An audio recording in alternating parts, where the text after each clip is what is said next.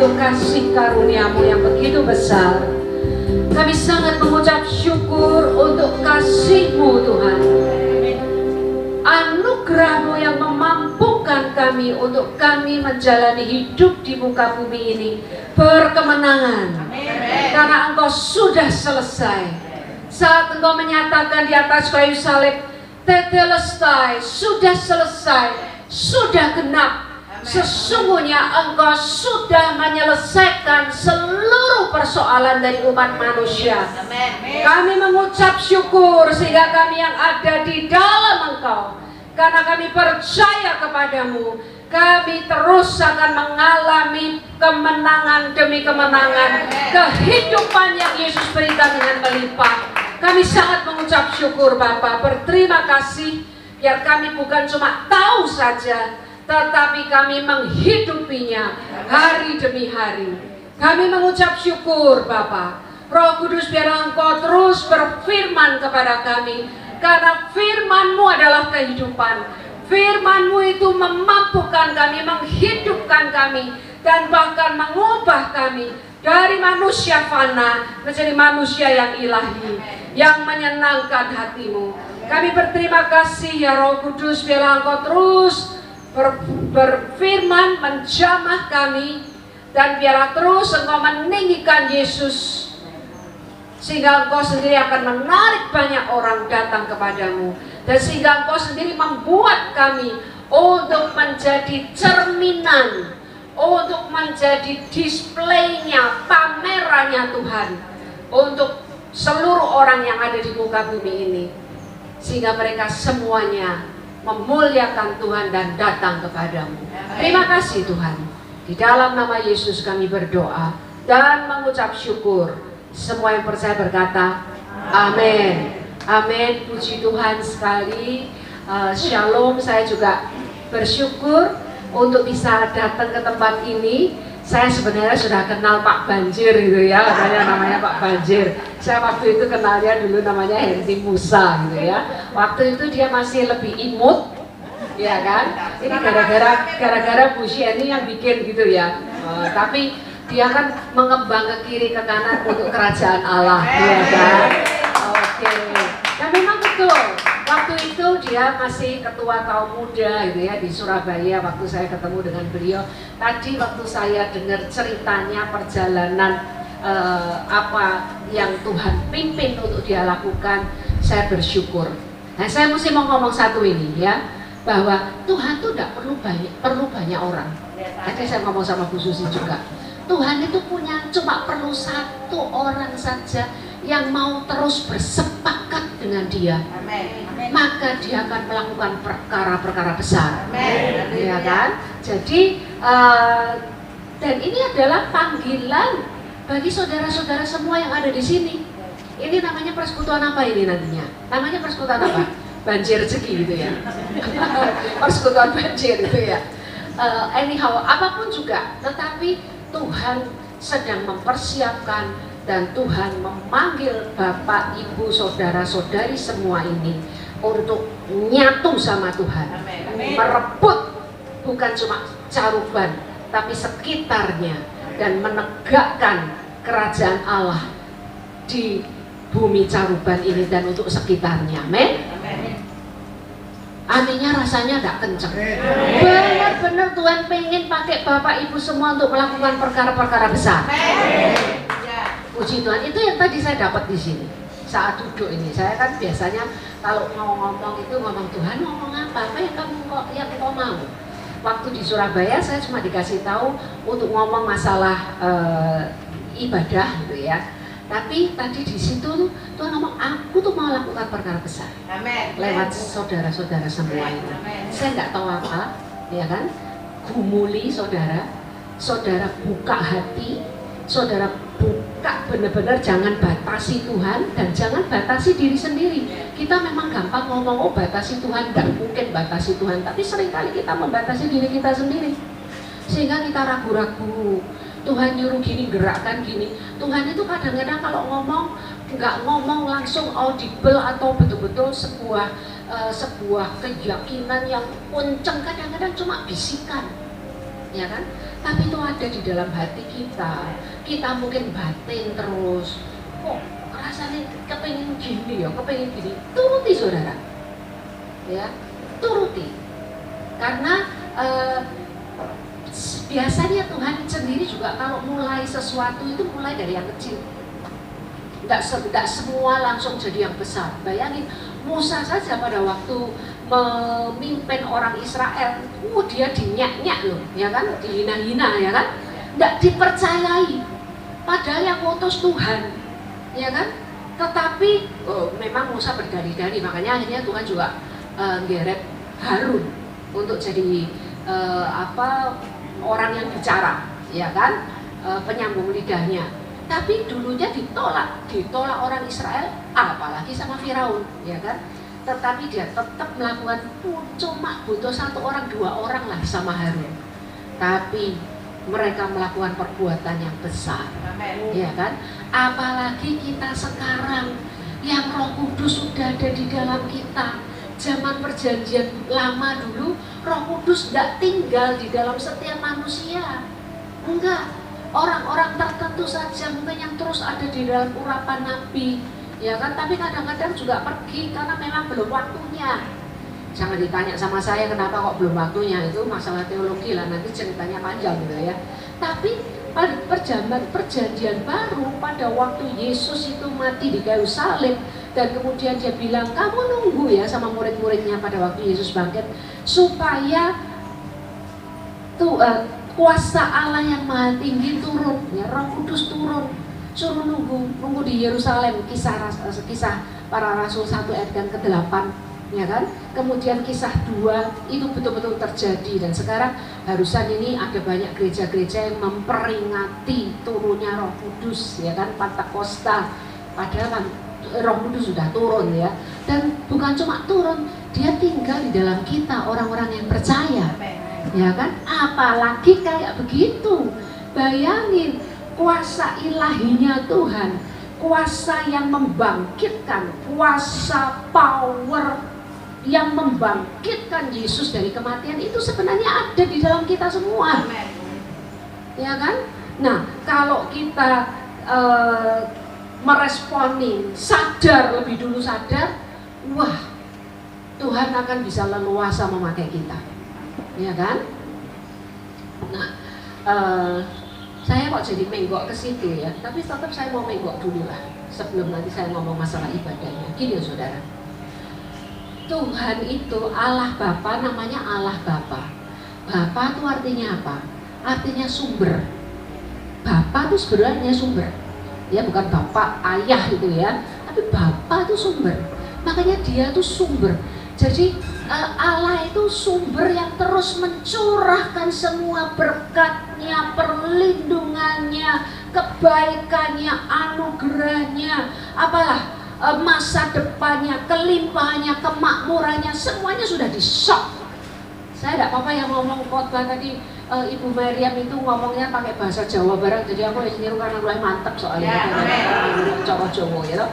Ngomong dituang loh, mek disok loh, enak disok loh, disok sama Allah, sama Tuhan, berkatnya, karena terus menerus. Jadi bukan berarti, oh terus loh kok aku nggak dapat, loh tunggu dulu, ya kan? Kayak ini misalnya, di sini tuh berkeliaran sinyal enggak? Sinyal TV aja macam-macam, Metro, RCTI, SCTV, apa wae wes, macam-macam ya. Terus telepon, Telkomsel, XL, MP, apalah wes, macam-macam, ya kan? Saudara nangkep? Kalau ndak punya HP-nya ya ora iso, ya kan? Kalau ndak punya TV-nya, masih sinyalnya kuatnya kayak apa, kita tidak bisa nonton karena tidak punya receivernya, tidak punya yang nangkep, alat yang nangkepnya ini. Sudah punya sekalipun, kalau tidak ada sinyalnya, kalau tidak ada datanya, ya kan, tidak punya SIM cardnya, tidak punya datanya, ya tetap tidak bisa, ya kan. Nah, lah receivernya itu apa? Teleponnya atau TV-nya apa? itu karena kita percaya sama Tuhan Yesus. Karena di luar Tuhan Yesus lah mbok disok, digrojok ambek Bapa, kita tidak bisa nerima. Karena di luar Tuhan. Karena semua berkat ilahi, semua itu ada di dalam Kristus. Makanya yang pertama ya adalah kita itu menerima Tuhan Yesus, percaya dengan karyanya, dan kemudian menerima Tuhan Yesus sebagai Tuhan dan Juru Selamat kita. Kalau itu kita tangkap, kita terima, ya benar, aku percaya Engkau Tuhan Yesus, Engkau firman Allah yang jadi manusia, yang mati di kayu, memang harus mati di salib. Gak usah cerita sekarang, ya toh, tapi memang itu menggantikan kita. Jadi kalau yang percaya, kita diberi kuasa untuk menjadi anak Allah. Nah, jadi kita punya receivernya sekarang, ya kan? Nah, makanya terus menerus mesti harus mencocokkan. Tinggal punya sinyalnya tuh dicocokkan, ya kan? Kayak radio, kalau misalnya kalau di Surabaya itu radio SS itu FM 100, ya kan? Tapi kalau kita muternya FM 105, kira-kira bisa nangkep suara Surabaya apa enggak? Saya Surabaya enggak tahu yang mana. 105 loh, kaca sidik loh. Oh 102 lah, tambah titik kaca ini. Nangkep enggak? Enggak nangkep. Ya kan? Jadi masih persis. Kalau 105 gitu aja masih dengar suara Surabaya yang pemirsa whatever lah ya. Tapi masih gebertok, krosok, ya kan? Tapi kalau persis 100 entun selaras, frekuensinya sama, podo, seling jelas semuanya. Itu yang Tuhan mau untuk kita. Nah ini yang sekarang saya mau masuk, karena itulah salah satu arti ibadah yang sebenarnya, yaitu apa? Terus semakin kita buat selaras sama Tuhan, satu frekuensi sama Tuhan, supaya kita nangkep memang semua apa yang Tuhan sok,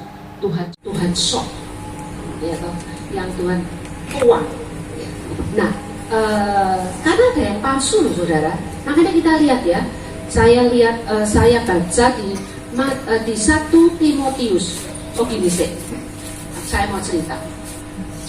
Karena ini memang keadaan, apalagi keadaan akhir zaman. Ya. Tuhan Yesus sendiri yang membuat perumpamaan. Dia mengatakan ada Tuhan yang baik itu menyebar, itu ada di Matius 13 nanti kalau di rumah pulang. Menyebar benih, tentunya benih yang baik, Tuhan yang punya benih, ya kan? Disebar. Kemudian setelah itu malam hari musuhnya setan juga ikut-ikut, ya kan, nyebar juga. Nah Tuhan nyebar benih yang baik yang diumpamakan dengan gandum, tapi kemudian ilalang juga tumbuh. Di Indonesia juga saya itu nanam pohon-pohon buah, pohon bunga-bunga yang bagus-bagus. Nggak nanam gulma loh, nggak nanam krokot, nggak nanam yang macam-macam. Tukul dewi, ya kan, tumbuh sendiri. Kan kita mesti cabuti juga, gitu ya kan. Nah, tapi di perumpamaan yang Tuhan bilang itu bukan bunga yang bagus dengan keropot, enggak, dengan ilalang. Lah gandum sama ilalang itu mirip, tidak sama tapi mirip. Ya. Tapi kalau gandum dia punya bulir-bulirnya, ada buahnya. Kalau ilalang enggak. Tuhan Yesus juga membuat perumpamaan lagi, kambing sama domba, memper toh, wedus sampai wedus gembel, memper, tapi beda. Ya. Nah, demikian pula keadaan manusia akhir zaman. Sepertinya sama-sama Kristen katanya. Saya sih sebenarnya bukan masalah agama ya, karena semua agama tidak menyelamatkan, termasuk agama Kristen, benar nggak? Karena yang menyelamatkan Tuhan Yesus, yang menyelamatkan orang yang betul-betul percaya, dan tadi sekali Yesus tetap Yesus itu tadi. Amen. Ya kan? Nah, makanya, nah kita lihat ya, jangan sampai ada satupun dari kita yang jadi ilalang atau yang jadi kambing. ya kan? Biar kita semua ini terus menjadi gandum yang berbuah, jadi mesti berbuah. Makanya kalau Tuhan bilang, aku mau pakai engkau, aku ini ada untuk aku pakai engkau untuk melakukan perbuatan besar, tinggal bilang, ya Tuhan, pakai saya Tuhan, ini aku wes milikmu, ya kan? Kita tinggal cuma nurut, tinggal cuma melakoni, jalani tok, saudara. Kita sendiri nanti yang heran-heran, yang gumun-gumun, karena kita nih yang jadi, saya seringkali ngomong ya, untuk Pondok Hayat, untuk Pondok Hayat by the way, tahun ini 25 tahun. Kita nih, aduh, dengan mujizat-mujizat, perubahan-perubahan yang terjadi, kita nih dewe sampai, aduh, iya ya, cuma jadi penonton. Kita ini loh, walaupun kita juga ikut yang jalani gitu, tapi kan bukan kita. Kita ini nonton apa yang Tuhan lakukan. Saya kasih cerita dulu ya, sebelum baca ayat firman Tuhan. Salah satu pelayanan saya itu adalah kita itu punya sekolah gratis buat anak-anak jalanan dan para pemulung. Ya, sekolahnya gratis. Tapi itu sejak 2015, kalau Pondok Ayat sejak 1998. Tapi lama-lama tidak gratis, supaya orang tua juga bertanggung jawab atas anak-anaknya. Dulu kan banyak anak-anak yang keleleran tidak sekolah, 11 tahun masih buta huruf segala, dulu banyak di Surabaya loh ya. Nah ceritanya di sekolah itu kita tidak cuma melayani anak-anaknya ya, tapi kan juga orang tuanya gitu. Orang tuanya lah kebanyakan memang ibu-ibu ya, yang bapak-bapak karena kerja, kita ada persekutuan bapak-bapak juga, tapi yang ibu-ibu ini lebih lagi gitu, yang lebih duluan. Nah banyak yang belum kenal Tuhan Yesus awalnya ya. Dulu kita kalau persekutuan itu di sebelahnya pembuangan sampah ya. Tapi kemudian jadi sekolah ini ceritanya, saya cuma mau tunjukkan betapa nggak peduli ini ada seorang, kami banyak melayani orang Madura. Jadi saudara tahu orang Madura kan banyak yang belum percaya Tuhan gitu ya. Lah ada seorang ibu yang selalu ikut persekutuan kami ya kan, persekutuan ibu-ibu ya. Terus kemudian dia itu percaya, simpan tadi percaya ya toh, percaya terus pegang menerima ya. Dan dia percaya sama Tuhan Yesus. Tapi dia kan takut kalau suaminya tahu. Wah, cerita-cerita gitu banyak lah. Soalnya nanti kalau suaminya tahu kalau dia percaya Tuhan Yesus, dia bisa dicerai kan ya. Anaknya 3. Terus waktu itu dia tuh punya beras, karena ini pemulung dan orang-orang jalanan ya yang ada di Surabaya. Biasanya tuh rumahnya tuh separuhnya mimbar ini loh Bapak Ibu. Dulunya tuh awal-awalnya kayak gitu. Waktu pertama kali kita pelayanan itu yang punya sepeda ontel cuma 3, yang lain nggak punya, jalan kaki. Nah ini biasanya cuma kasur gitu ya, kasur aja, kasur yang nggak bagus, terus ada kompor gitu ya. Terus biasanya nggak seperti itu. Nah ini si ibu ini punya 3 orang anak yang sekolah di tempat kami ya. Terus dia tuh berdoa, Tuhan Yesus tolongi aku supaya bisa makan, karena berasnya cuma tinggal 1 genggam, cuma 1 genggam, supaya aku bisa makan sampai bisa beli beras gitu. Tapi dia kan takut, jadi dia doanya sambil sembunyi-sembunyi supaya nggak konangan sama suaminya. Sungguhan dia cuma sembahyang kayak gitu toh, ya kan? Apa yang terjadi? Dia waktu itu setelah itu kejadian baru dia bersaksi ke kami ya. Dia cerita, kami bisa makan 2 minggu sehari 3 kali untuk 5 orang. Dia, suaminya, 3 anaknya makan nasi biasa 3 kali sehari ya kan, selama 2 minggu. 2 minggu kemudian dia bisa beli beras.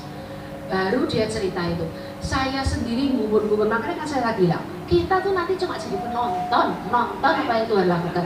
Saya sampai ngubur-ngubur, kita tuh belum pernah cerita tentang mujizat janda Safat sama ibu-ibu ini. Lah wis ngalami gitu loh. Banyaknya kayak gitu. Oh saya nggak usah ngomong aja apa nggak, wis ceritanya nanti nggak habis-habis, saya nggak jadi khotbah gitu. Tapi lihat, kita ini nonton, saudara bapak ibu percaya, oh, sudah. Amen. Pokoknya nempel terus sama Tuhan, nurut sama Tuhan, nanti nonton. Amen. Nonton perbuatan besar yang Tuhan lakukan. Ya. Nah, kita lihat di 1 Timotius pasalnya yang keempat, ini tentang ibadah. Ya, karena ada ibadah yang sejati, ibadah yang palsu. 1 Timotius pasalnya yang keempat ayat 7 dan 8 itu bilang begini. Tetapi jauhilah tahayul dan dongeng nenek-nenek tua. Itu tidak usah diterjemahkan kan ya. Adat ya kan, terus percaya ini itu segala macam, wes apa-apa, wes saya nggak usah muraikan ini, saudara pasti ngerti dewe ya kan, kalau nggak ngerti nanti tanya gitu ya. Nah, tapi dikatakan apa? Latihlah dirimu beribadah. Loh, ibadah itu suruh ngelatih, karena nggak bisa terjadi dengan sendirinya, mesti ngelatih. Nah, terus ayat 8, latihan badani terbatas gunanya. Nah, suami saya bodybuilder, almarhum suami saya sudah meninggal 6,5 tahun yang lalu. Dia sehat, meninggalnya juga agak sakit gitu ya, tapi dia dulu juara nasional tuh, Pak Sugeng ngerti, kenal baik suami saya gitu ya. Nah, tapi terbatas gunanya, buktinya dia mati. Ya kan, walaupun kuat tuh Pak Sugeng tanya, suamiku kuat banget gitu ya. Rasanya Musa juga tahu suamiku, ya kan? Nah, latihan badani terbatas gunanya. Tadi ini lihat. Tetapi ibadah itu berguna dalam segala hal. Dalam segala hal. Karena mengandung janji. Yang ngasih janji Allah ya. Ibadah itu isinya janjinya Allah, ya kan? Apa? Baik untuk hidup ini, berarti hidup sekarang ini di dunia, bukan nanti kalau kita nanti masuk surga nggak perlu janjinya Tuhan. Terus masuk surga wis isinya wis penggenapan semuanya, wis cemepak kabeh, ya kan? Dan tapi ibadah yang kita lakukan sekarang ini pun juga akan berguna ya, baik untuk hidup ini maupun untuk hidup yang akan datang. Jadi kalau kita melakukan ibadah kita dengan benar, sebenarnya ya memang betul kita itu nabung, kita itu nyelengi, kita itu sedang membangun. Ya, di sini kita mengalami kebergunaan, mengalami manfaat, kebergunaan, mengalami manfaatnya untuk kita menjalani sebuah kehidupan yang berkemenangan. Tapi kalau kita beribadah pun, maka di surga itu kita sudah punya, celengan, punya bangunan lah. Berguna, pokoknya ibadah yang kita lakukan sekarang ini itu berguna untuk nanti kalau kita di surga juga. Jadi ibadah itu berguna untuk kita sekarang ini juga nanti. Saya pernah dikasih permisalan sama Tuhan tuh kayak gini. Lihat toh, saya cerita aja ya toh. Janin, karena kalau pondok ayat itu kan urusannya sama ibu-ibu hamil toh. Janin di dalam perut itu dia hidupnya kan di tengah-tengah air loh, air ketuban kan. Air ketuban ya toh, tapi janinnya itu kan dibuat Tuhan buat paru-paru untuk janin itu. Janinnya di dalam perut enggak nafas pakai paru-paru, enggak toh, karena dalam air. Paru-paru bukan untuk nafas dengan dalam air. Kalau insang nafas air, nafasnya pakai insang kayak ikan. Tapi Tuhan bikin janin yang nanti jadi bayi, kalau keluar itu paru-paru semuanya. Tujuannya apa? Menyediakan, mempersiapkan untuk nanti pada waktu lahir di dunia ini untuk 80 tahun, 70 tahun, apa mungkin 100 tahun untuk bisa hidup di dunia ini, ya kan? Sudah disiapkan, sudah dicepak oleh Tuhan dalam kandungan. Begitu pula juga dengan kita selagi di muka bumi ini. Kalau kita beribadah dengan benar, kita ini sebenarnya sedang nyepakno, sedang mempersiapkan untuk kita mengalami kehidupan bersama dengan Bapa untuk kekekalan. Yaitu ibadah. Nah sekarang gimana ibadah yang nggak pas ini? Karena orang tuh bisa ibadah dengan tujuan, dengan motif dan dengan hal yang macam-macam, ya kan? Salah satu contohnya itu zaman Tuhan Yesus, makanya Tuhan Yesus nentang banget sama orang Farisi, sama orang Saduki, sama ahli Taurat loh, ahli Taurat. Wih, Tuhan nentang betul-betul, ya kan? Padahal ahli Taurat, saudara tahu kalau bahasa Ibrani itu kan, kalau ahli Taurat itu hurufnya aja bahasa Ibrani itu kan setengah kanji ya, setengah kayak gambar gitu ya. Itu mesti diukur. Makanya Tuhan Yesus bilang satu iota yod itu cuma titik kayak koma kecil gitu, yod itu namanya. Ya. Satu iota aja hilang, wah hilang upahnya di surga. Maksudnya saudara baca sendiri ya di Matius 5 ya. Jadi makanya kalau ahli Taurat itu sampai ngitung persis dan hafal tok semua hukum Taurat. Apa nubuatan yang disampaikan mengenai Yesus mereka tahu benar ya. Tapi kenyataannya pada waktu Yesus Sang Mesias itu sendiri datang, dimusuhi, tidak dikenali. Kenapa? Karena mereka melakukan ibadah yang tidak sesuai, melakukan ibadah yang semu, yang tidak, yang nuruti keinginannya sendiri. Gampangnya tuh gitu, seringkali hanya nuruti keinginannya sendiri. Itu ahli Taurat, ya kan? Makanya Tuhan Yesus ngomong, kamu ulat buludak, kamu kubur yang putih di luarnya, dalamnya busuk, tulang-tulang yang membusuk, ya kan? Nah, kayak begitu. Karena apa? Tahu, hafal firman Tuhan melotok, ya kan? Tetapi tidak menghidupinya. Ngerti nubuatan Tuhan Yesus datang, mereka menolak penyaliban Tuhan Yesus. Ya. Sekarang, kalau zaman sekarang, jangan pikir, oh itu kan zamannya Tuhan Yesus. Nanti kalau Tuhan Yesus ada, seandainya aku hidup pada waktu itu, aku bukan yang kayak begitu. Hati-hati, ya kan? Nah, sekarang pun juga begitu.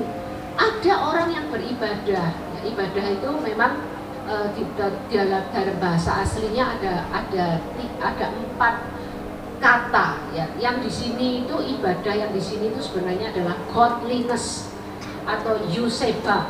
Ibadah itu ada proskuneo, itu ada yang latria, makanya dari kata latria, liturgis itu akhirnya ada liturgi, ya kan, tata cara. Ini yang dimaksud di sini bukan tata caranya, sekalipun memang mesti ada tata caranya, ya. Tapi yang disebut di sini adalah godliness, euseba, artinya godliness, artinya kealahan, keilahian, kealahan. Karena memang ibadah yang sejati itu sebenarnya adalah perjumpaan dengan Tuhan dan relasi hubungan dengan Tuhan. Itu ibadah yang sejati sebenarnya. Tapi sekarang kan ada orang yang beribadah bukan ngepeng, rasanya mau ketemu Tuhan, ketemu jalan sama Tuhan, enggak. Tapi euforia, senang karena apa? Wah, lebih ngotot sama doktrinnya, kayak gitu tuh.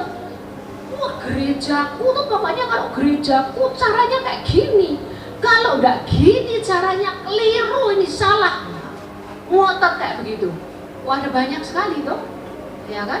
Makanya kenapa kok maaf kata, tapi makanya jangan sampai orang percaya itu gegeran, ya kan? Ribut dulu, kalau dulu zaman saya masih baru pertama kali bertobat, saya bukan dari latar belakang Kristen ya, ribut baptisan percik, baptisan selam, diribut, dibuat tukaran. Sekarang kalau kita di medsos dengar Sabellian, Universalism, Oneness, Trinitas, ya kan? Diribut kayak gitu, padahal aduh, bukan itulah. Yang utama itu sebenarnya adalah bagaimana kita hidup, menjalani hidup terus dipimpin oleh Roh Kudus, terus hidup bersama dengan Tuhan. Tapi nggak ribut masalah aliran, nggak ribut masalah doktrin. Wah, ini kalau sakit, kalau nggak diurapi pakai minyak, pakai minyak yang minyak urapannya kayak gini, Kaisa. Oh, saya bisa cerita banyak kayak gitu, ya kan? Apakah itu? Enggak usah perlu ngotot seperti itu. Ya. Karena sekarang klenik-klenik Kristen banyak, klenik-klenik. Satu kali, aku jadi banyak saksi ya kok nih. Gak apa-apa ya, nggak dibatasi waktunya ya. Oke.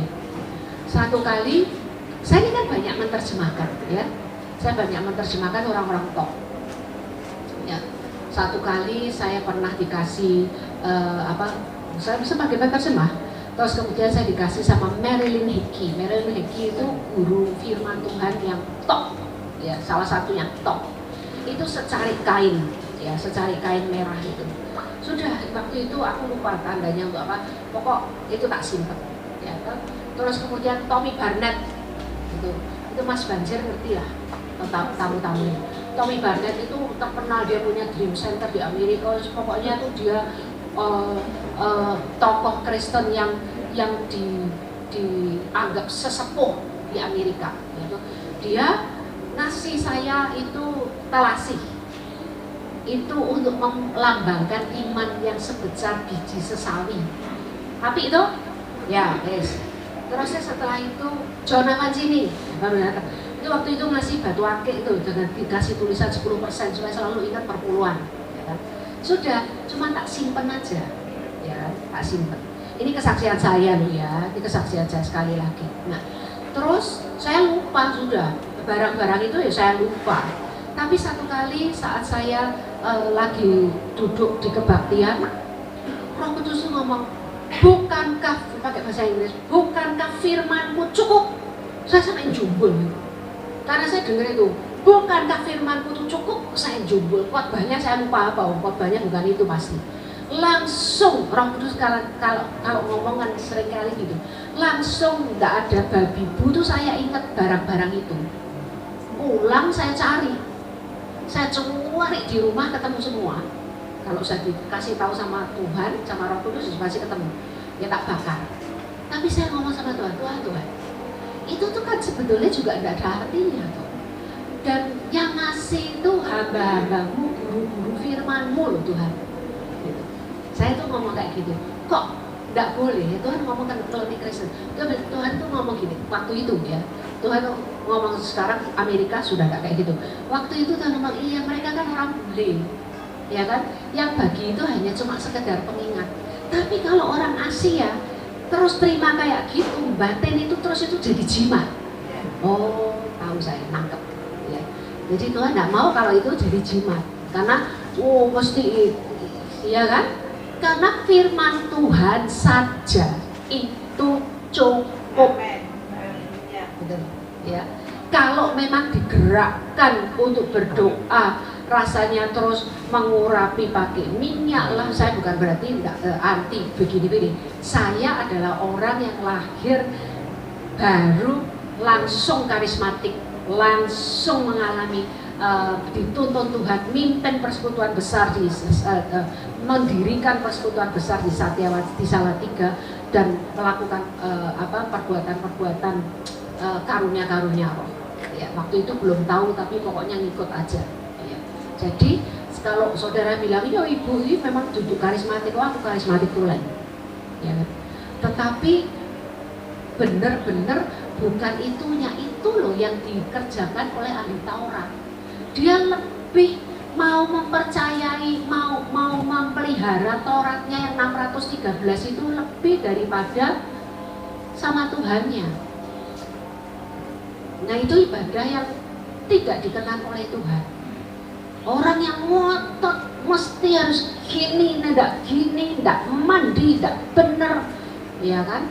Tuhan itu loh, yang bukan 10 orang buta aja, tidak ada satu cara pun yang sama. 10-10-nya beda semua caranya. Ada yang pakai lumpur dikasih air terus digoreh-gorehkan di mata orang buta, terus suruh cuci di kolam Siloam. Ada yang cuma berfirman, ada yang diludahi, ya kan? Macam-macam. Tidak ada satu pun yang sama, ya kan? Makanya kenapa Tuhan tuh mau kita terus nempel sama Dia, selalu dengar akan Roh Kudus untuk setiap waktu. Ya. Nah, itu yang ibadah yang pertama, yang enggak benar, ya kan? Terus kemudian yang kedua, senang banget, ya, enggak begini, pokoknya dia ketemu Tuhan senang banget. Tapi intinya apa? Tetap ego, ya kan? Tetap enggak mau bunuh. Tadi ada kesaksian, dimatikan keegoannya, keakuannya, kedagingannya. Ada tuh orang Kristen yang kayak gitu. Saya juga ketemu loh, saya sudah kayak gini, memang saya begini ya saya begini. Kalau Tuhan memang tidak berubah dulu, sekarang, selamanya. Tapi kalau kita harus makin berubah menjadi seperti Yesus kan. Nah, jangan ngotot. Memang watakku dari dulu kayak gini ya, aku kayak gini ya kayak gini. Waduh, ya. Ada orang yang beribadah tapi tetap tidak mau diremukkan, tidak mau diproses. Ya. Padahal saat kita ketemu Tuhan, yang nggak benar-benar daging-daging kita yang masih ada itu ya tetap mesti dibakar, yang mesti harus disalibkan, ikut disalibkan bersama dengan Dia. Tapi kan ada orang makanya terus bisa mutung, Tuhan gue nggak jawab doaku, aku rak Tuhan-Tuhanan. Ya kan?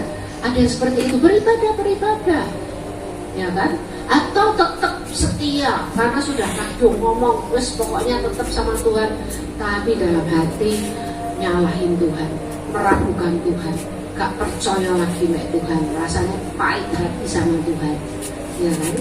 Ada yang seperti itu yang gak mau diproses, padahal Tuhan mengatakan aku tuh penjunan, kamu tuh tanah liat, yang mau tak lumat, mau tak pelintir, mau tak ubengno, mau tak bentuk kayak apapun, aku penjunan, aku pencipta. Nah kita yang memang mesti mandiri diri, jadi menurut kehendak-Mu Tuhan. Orang yang beribadah yang kayak tadi itu, ya kan, hanya mintanya terus Tuhan berkati aja, hanya mintanya terus Tadi saya ngomong, ya kan, pertama dia tuh bapak yang ngesok, bahkan berocok semua berkatnya dia, kesehatan, kemakmuran, keuangan, apalagi kehidupan, hubungan yang baik. Karena kalau kita benar, musuh-musuh kita pun Tuhan memperdamaikan dengan kita tanpa kita balas jahat, ya kan? Itu semua dituang semua oleh Tuhan. Tapi kita nggak bisa menikmatinya, sekalipun itu sudah disok sama Tuhan, kalau kita nggak selaras sama Dia, ya kan? Kalau seperti tadi doa iman, doa sepakat, doa golong koming, doa apa mana?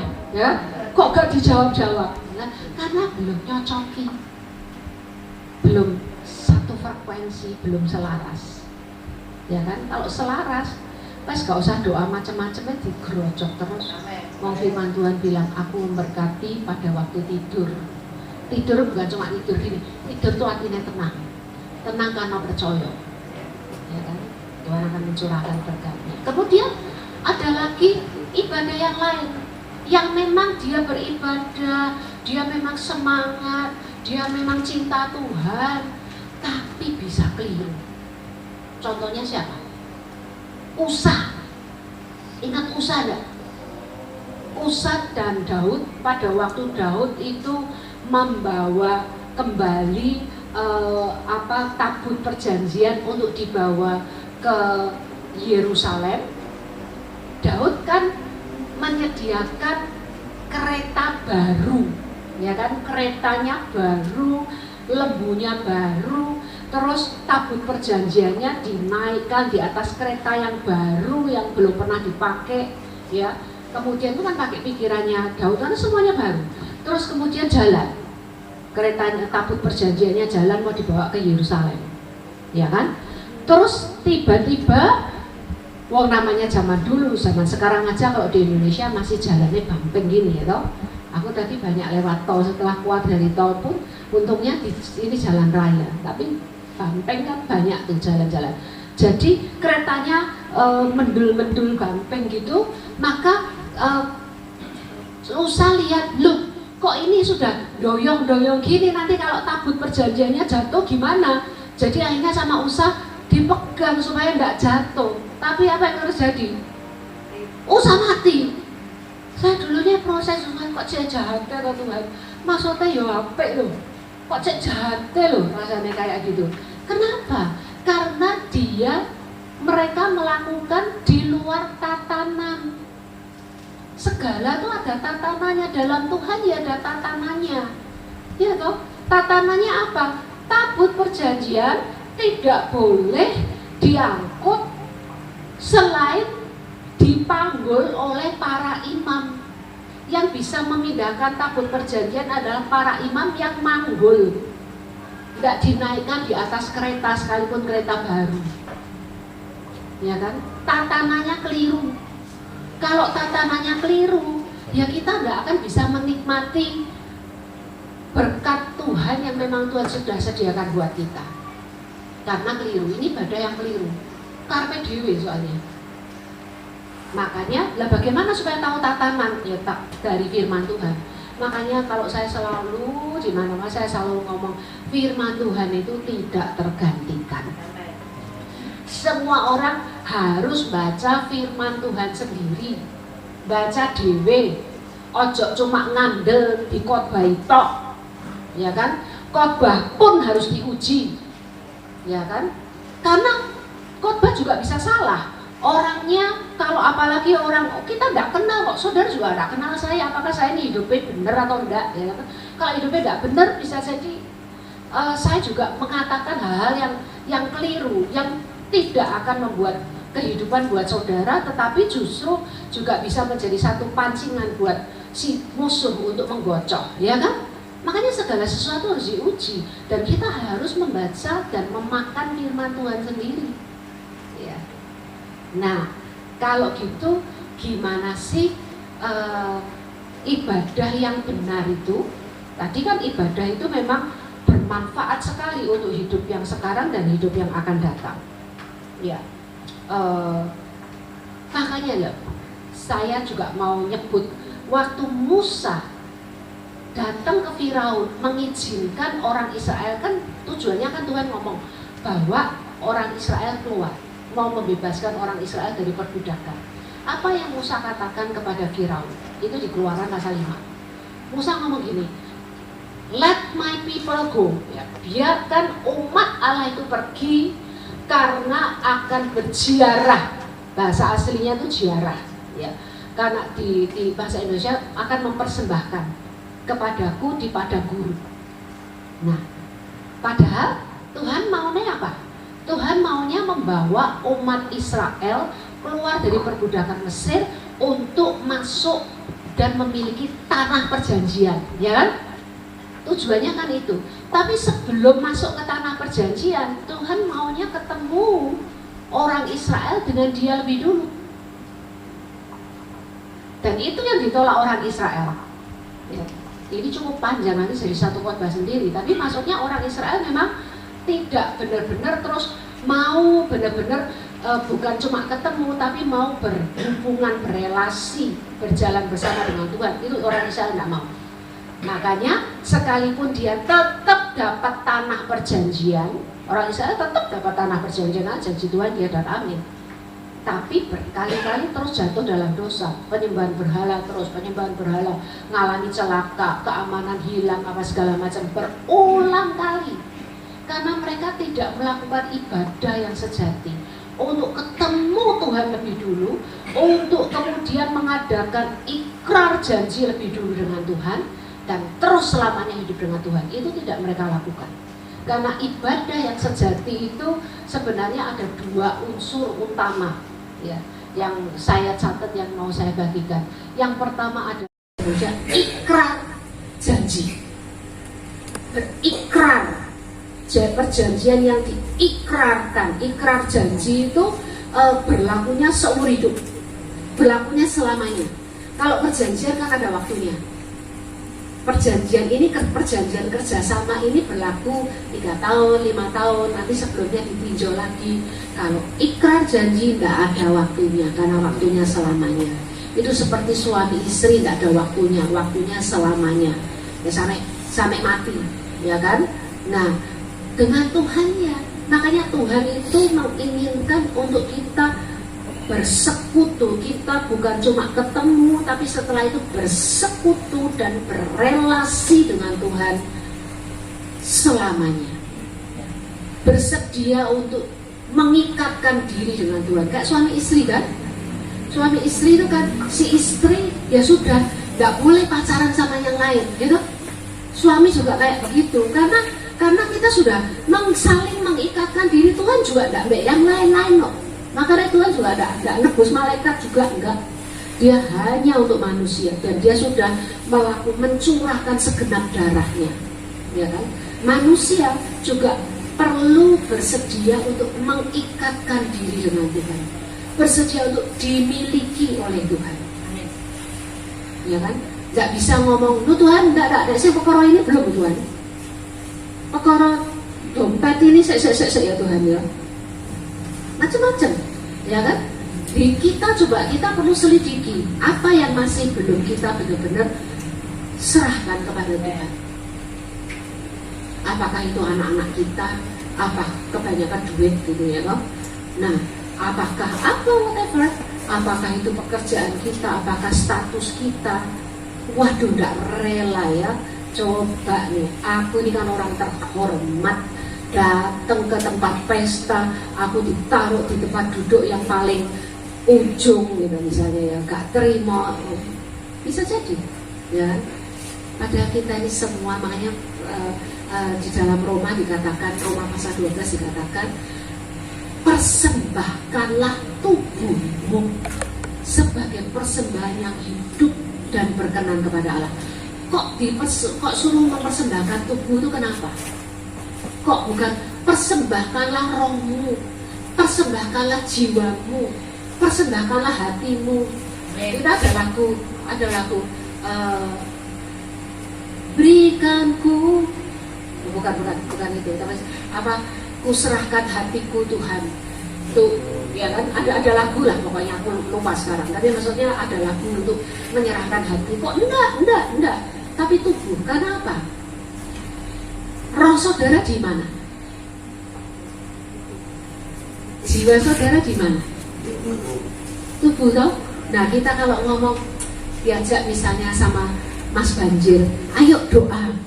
Terus jawab, aduh Mas, aku doa bersama denganmu, aku tidak bisa datang, tapi rohku berdoa bersamamu. Benar kan? Gombal, ya kan? Loh, totalitas. Makanya tubuh nggak mungkin, karena kalau kita ngomong ya aku berdoa bersamamu, tapi di tempat lain kita mau main game atau main apa, tapi kita ngomong, oh enggak apa-apa, kan ini kan game kan cuma tanganku, rohku ikut doa kok. Kira-kira bisa nggak? Bisa. Makanya tuh bilang totalitas, persembahkanlah tubuh. Kalau tubuhnya ada di sini, pikirannya memang masih bisa melayang, ya toh. Dengar di sini, duduk di sini kelihatannya perhatian, tapi mungkin mikir di sini makan apa ya, bisa jadi.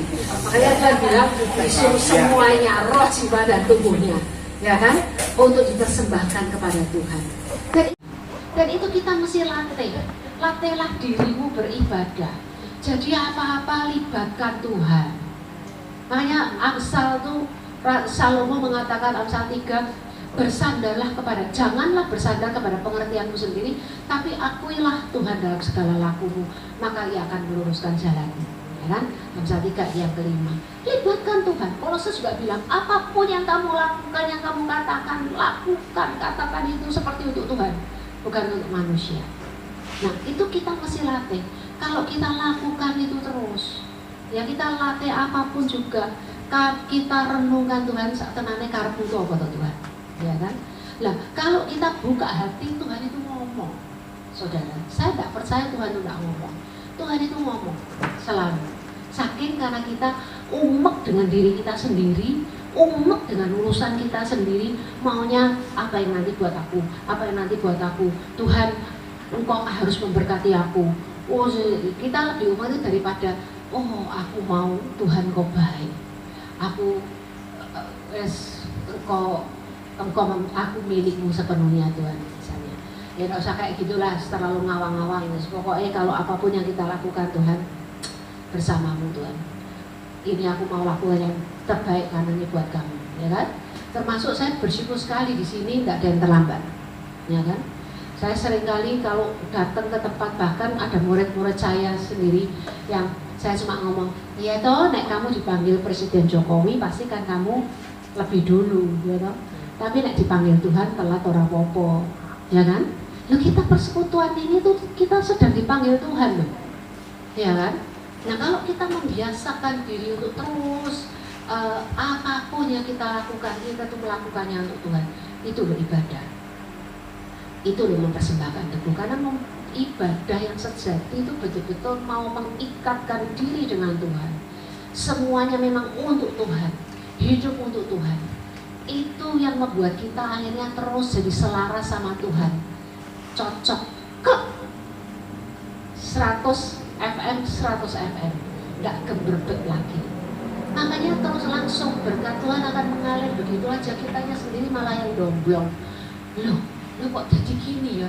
Oh iya ya, kok bisa ditemukan orang ini ya? Sepertinya semuanya itu kebetulan. Loh kok ya bejo ya, kok pas untuk ini ya, kok gini. Itu bukan kebetulan, itu kasih karunia. Itu kehidupan Allah yang ngalir. Saya tadi dikasih kesaksian, wih bisa dapat dengan ajaib, bisa dapat tanah ini juga ya, atau yang di belakang lagi juga. Itu kasih karunia, itu hidupnya Tuhan. Tujuannya apa? Bukan dipek dewe, ya toh. Nanti kalau Pak Banjir itu ngepek dewe kabeh ya mandek kok, ya kan? Tapi enggak, karena terus menyalurkan kehidupannya Tuhan. Itu loh ibadah, itu loh persembahan, ya kan? Nah, dagingnya kita juga mesti kudu dibakar, mau dibakar, ya toh saudara? Nah, dagingnya mau dibakar. Daging kalau dibakar bau apa saudara? Enak toh, bau sate. Coba kalau daging dibiarkan gosok, betul. Tapi kalau dibakar sate. Wah, enak baunya sate, ya kan? Nah, makanya Tuhan kan bilang, persembahkanlah tubuhmu sehingga baunya sate buat Tuhan, ya kan? Dan kita terus mengalami pencurahan kehidupannya Tuhan. Ya, siapa yang mau? Oh, Tuhan sudah menyediakan yang butuh kesembuhan. Kita ini bait Roh Kudus, ya kan? Roh Kudus punya sakit? Gak punya. Rohnya kita ini, Roh Kudus yang ada di dalam rohnya kita. Kita ini bait Roh Kudus. Jadi ya sebenarnya kita ini Tuhan, apalagi Tuhan ngomong sudah genap tetelestan, kesembuhan Tuhan sudah berikan, dan itu ada tersimpan di dalam roh kita, tinggal kita mengeluarkan aja dengan iman. Jadi Bu, wong nyatane aku sakit lho Bu, wong nyatane neng tumor lho Bu, mau percaya tumornya mau percaya firman Tuhan nih? Pertanyaannya kan di situ dok. Kalau mau percaya firman Tuhan, sekalipun ada tumornya itu kan cuma gejala aja. Tapi aku hidup oleh firman. Firman mengatakan aku sehat, tumor tak tendang. Ayo kan mesti keluar, ya kan? Dan itu terjadi, kita tetap pegang kepada firman Tuhan. Itu semua sudah diberikan oleh Tuhan, ya kan? Dalam roh kita, tinggal dengan iman terus kita makin keluar. Nggak punya kerjaan loh Bu, ini sekarang loh habis masa pandemi ini, kerjaan sulit, bisnis ya sulit. Sekarang mau ikut ekonominya Tuhan apa ekonomi dunia? Kalau mau ikut ekonominya Tuhan, kita ada di Goshen, ya toh. Apalagi di sini persekutuan banjir rezeki ini memang benar-benar banjir rezeki, ya toh. Ulangan 15 ayat 4 tadi, ya toh. Tidak ada orang miskin di antaramu, ya kan? Tapi bukan cuma tidak miskin toh loh, supaya kamu memberi pinjaman, kamu memberkati orang, ya kan? Nah, itu terjadi. Semua akan mengalami masalah kesehatan, masalah kemakmuran, masalah finansial.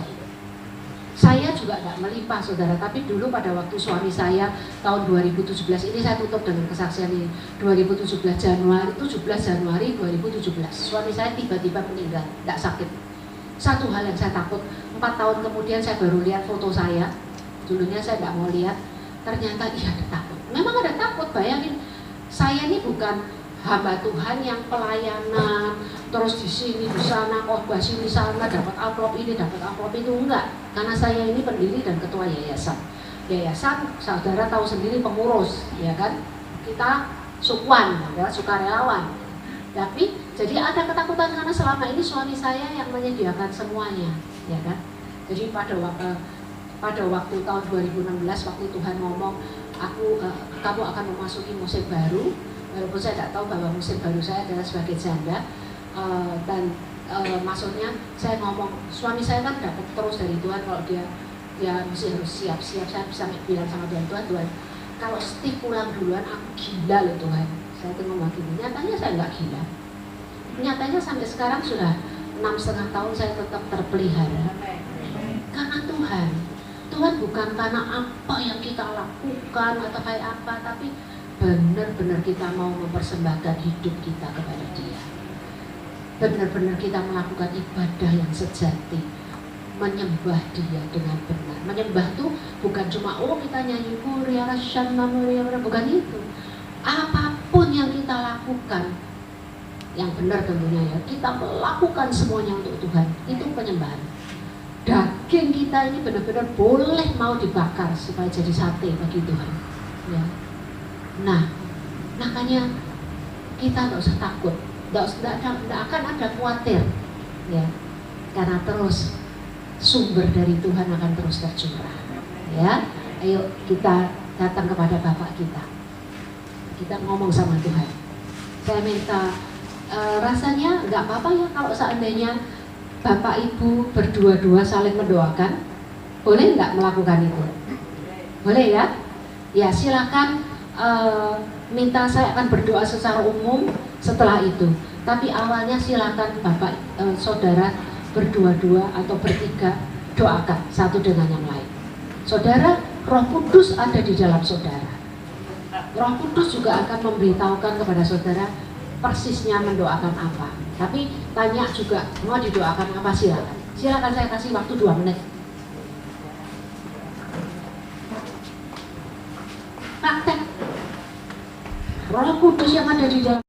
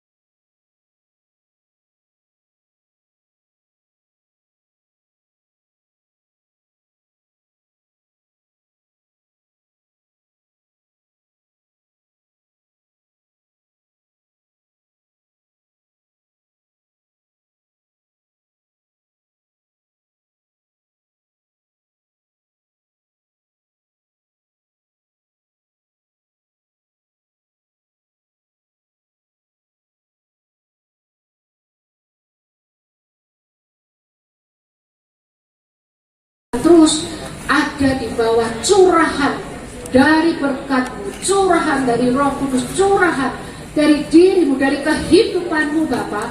Oh, kehidupan Allah yang tercurah saat ini, tercurah, dan kami menerima full, kami menerima sepenuhnya, kami menerima semua yang jadi bagian kami terima di dalam nama Yesus. Dan kami akan menjadi orang yang murah hati, akan membagikan kepada yang lain. Kami menjadi penyalur kehidupan, kami menjadi penyalur berkat, kami dibuat makmur untuk kami memberkati semua yang lain. Terima kasih Bapa. Dan Engkau memberkati banjir rezeki ini Tuhan. Engkau memberkati baik bisnisnya, pelayanannya semakin diperluas oleh Tuhan. Terus mengembang ke kiri, ke kanan, ke utara, selatan, barat, timur. Nama Tuhan ditinggikan, nama Tuhan dipermuliakan, dan menarik banyak orang datang kepadamu. Dan Engkau sendiri memberikan pertambahan, bahkan perkalian, dan Engkau sendiri menjadikan satu transformasi dalam kehidupan, dan menjadi kehidupan yang luar biasa di kota Caruban ini dan sekitarnya. Kami mengucap syukur Bapak. Di dalam nama Yesus, kami semua yang percaya berkata, Amin. Puji Tuhan, saya serahkan kembali.